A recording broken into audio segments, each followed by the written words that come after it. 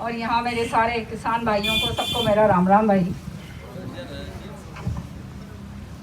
सबसे पहले तो आपको मैं बधाई देती हूँ।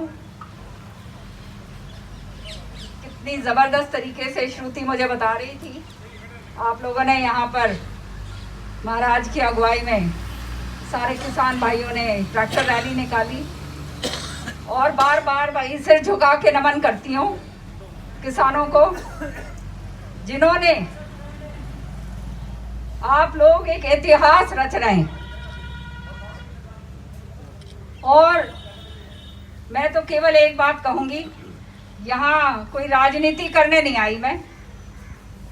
चौधरी बंसीलाल जी का परिवार की हूँ और एक फौजी की बेटी हूँ।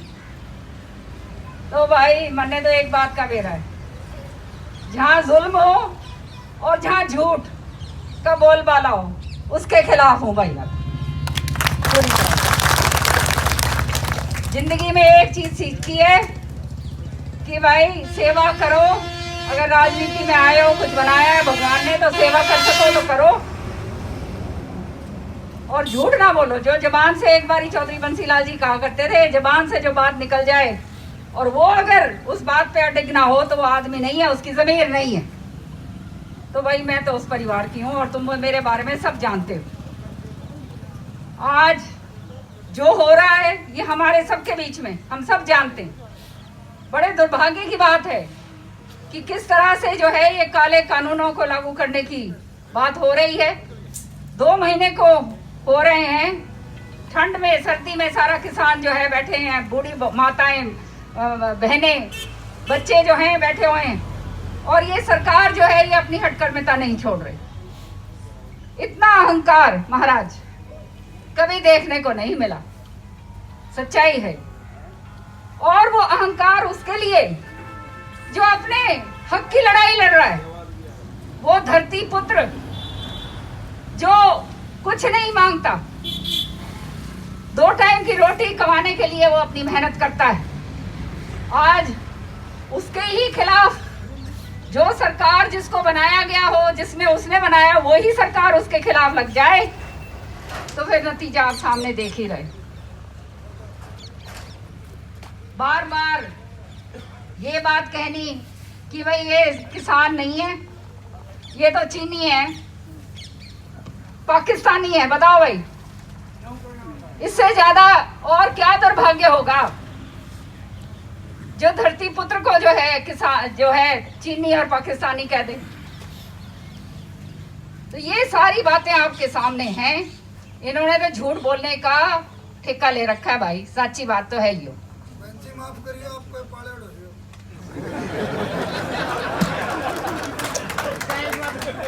आज महाराज सबके बीच में मैं माफी मांग के जाती हूँ भाई, मुझे माफ कर दो। गलती जो है होती है, जो ऊपर वाले की जो लिखा होता है देखो वो होके रहती है ना। तो जो मेरे से गलती हुई है उसकी माफ करना भाई। पर तुमने एक बात दूं बता, जो गलती करी है ना उसको सुलटा भी करना, मैं वो भी जो है राम जो है मेरे हाथ पे ही करवाओगा, फिक्र ना करियो। आप लोग सारे बैठे हो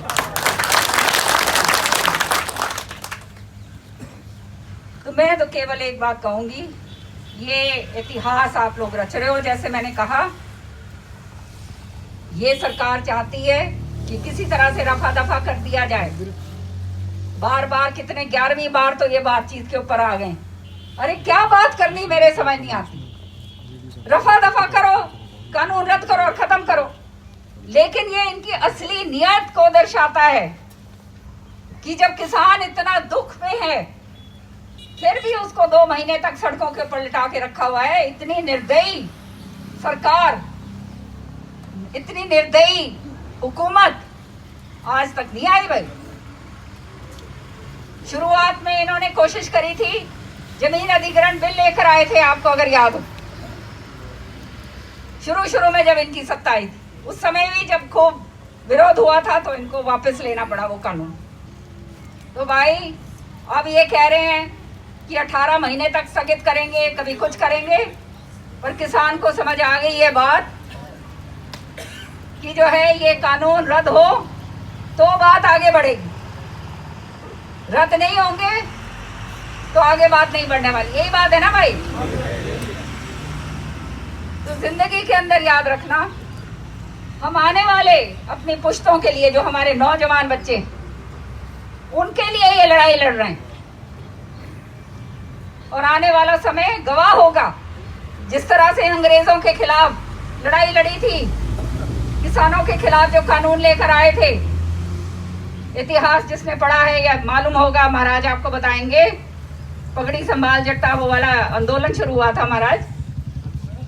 बड़े से बड़ी हुकूमत थी अंग्रेजों की, उनको झुकना पड़ा था भाई। तो ये तो किस खेत की मूली है। जिंदगी के अंदर जब भी जो सरकार या जो बने हैं, बड़े बड़े आका बने बैठे हैं, बनाया भी इनको आपने, सत्ता भी आप देते हो और सत्ता पलटना भी जानते हो। ये तो क्या चीज है, ये तो सब आना जाना है। किसी का भला करके जाओ तो जिंदगी में कम से कम उसकी वाहवाही तो होगी। लेकिन इनके ये बात सुध बुद्ध की बात नहीं है। ये समझते हैं कि इनको जो है यूं ही रफा दफा हो जाएंगे, कभी कोई मुद्दा लेके आएंगे, झूठे उपवास करेंगे, कभी कुछ और बात करेंगे, बांटने की बात कर रहे हैं। बस एक बात से चिता के जा रही हूं मैं भाई, इनकी रणनीति आपको बांटने की। जात पात पे बांट जाओ, धर्म जाति धर्म पे बांट जाओ, बांट कर राज करो, ये इनकी नीति है। उसके अंदर आप लोगों ने नहीं आना। आज ये जन आंदोलन के रूप में इसने एक वो बना दिया है, इसका स्वरूप बन गया है। खाली किसान का नहीं है, चाहे छोटा व्यापारी हो, मजदूर हो, कर्मचारी हो, जो भी रोटी खाता है, उसकी जो थाली है ना, उसकी थाली के ऊपर इन्होंने प्रहार करा है। सच्ची बात है या नहीं। आज कहा इन्होंने ये था 2.5 करोड़ नौकरियां देंगे। आज हमारे नौजवान बच्चे रुल रहे हैं सड़कों के ऊपर। नौकरियों की तो बात छोड़ो, ये जो किसान जो हैं, जिसका 1 या 2 एकड़ जमीन भी है, वो भी अपनी जमीन में मेहनत करके कमाई कर रहा है और अपने बच्चे के जेब के अंदर 10 रुपए डालने लायक है। कल कहाँ जाएंगे। तो ये लड़ाई जो है, ये लड़ाई तो भाई ऐसी लड़ाई है जो आपके हकों की लड़ाई, और जहां हकों का हनन होता है वहां पे भाई भगवान भी साथ देता है। संघर्ष बेशक करना पड़े, याद रखना, संघर्ष बेशक करना पड़े, लेकिन अंतिम उसकी जो है जीत जो है सच्चाई की होती। तो मैं सिर झुका के आपको नमन करती हूँ। आप लोगों ने जो संघर्ष जारी करा है, भगवान करे ये संघर्ष जो है पूर्ण रूप से आपका सफल हो। और राम ने चाहा भाई किसी दिन, तो फिक्र करियो ना है, ये जब तक इस शरीर में जान है ना भाई, थारा जो है सूद समेत महाराज लौटा के जाऊंगी मैं। ये मेरा पूरा करो। आपका तहे दिल से धन्यवाद। और किसान भाइयों का इसको बहन हमने लेना अगर ना देगा तो भी थारा अपना है भाई, थारे घर की हूँ और थारा हक है, हर तरीके से हक है भाई। मैं तो यहाँ पे एक धरोहर के रूप में आई हूँ भाई। चौधरी बंसीलाल जी और सुरेंद्र के बाद मन्ने राजनीति से कोई लेना देना नहीं है भाई। मैं तो खाली सेवा खातर हूँ भाई। राम ने जिस दिन मेरे हाथ में कलम दी थमा, वो सेवा के लिए होगी और किसी और खातर नहीं। तुमने बेरा है, कोई झूठ कौन बोलूं, कोई भ्रष्टाचार कौन करूं, कोई गलत काम कौन ना नहीं चाहिए। तो अपना आपका तहे दिल से मैं धन्यवाद करती हूँ। 26 तारीख को जो आप रैली करने जा रहे हो, प्रजातंत्र का सबसे बड़ा पर्व है और शांतिपूर्वक ढंग से मेरा किसान भाई अपने ट्रैक्टरों के अंदर जब निकलेगा तो बड़ी से बड़ी हुकूमत जो चाहे बेशक सारे कमरे बंद करके बैठे हो, उनको भी समझ आ जाएगी किसान जो है इसकी अनदेखी करी तो उसका खामियाजा भुगतना पड़ेगा। बहुत बहुत धन्यवाद। जय हिंद।